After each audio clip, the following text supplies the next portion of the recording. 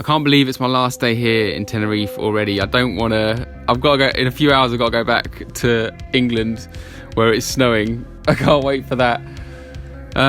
But yeah, I've only been able to cycle for 4 of the days that I've been here, which, this trip could not have gone any less to plan if it was actually trying not to. And but I wouldn't change anything. I've learnt a lot, and in those 4 days we made up for it, and I think I got to 25,000 foot elevation, and I got to explore the southern side of the island. I did all the things that I wanted to, so I've learned a lot, and I wouldn't change anything. I've loved not every minute of it, but overall I've definitely loved it. I found my favourite ascent, I think, in the world, and my favourite descent as well, and I can't wait to come back.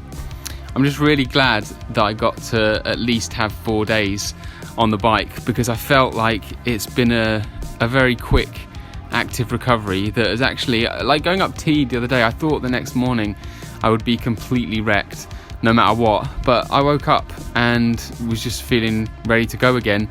And it felt as if, actually doing something, getting out there in the fresh air, pushing my body, it felt like it had aligned the fibres of the muscles around my lungs, and I actually felt a lot better the next day. And so just continued.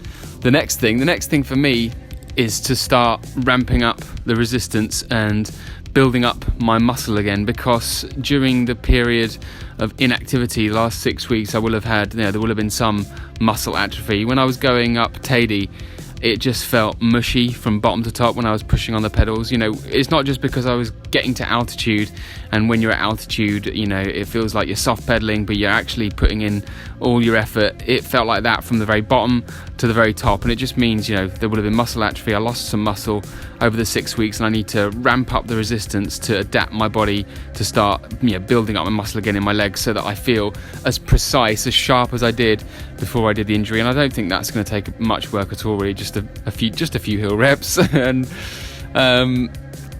the other thing is, I got a blood test result the other day for my full red blood cell count, and it showed that the injury, having my lung capacity greatly reduced, has completely crushed my red blood cell count. Being in an extended period of hypoxia is not a good thing, and that's probably where building my red blood cell count, that's probably where most work is going to have to go in getting myself back to fitness again, because as we know, a red blood cell count is the secret to a cyclist's power. And I actually have a sneaking suspicion that, having had a blood test result come back before this, and it showed that I had a low iron score, being a telltale sign that you already have a low red blood cell count. At that time, I was trying to push 360 watts for 20 minutes, and trying to push 360 watts for 20 minutes with a low red blood cell count is madness.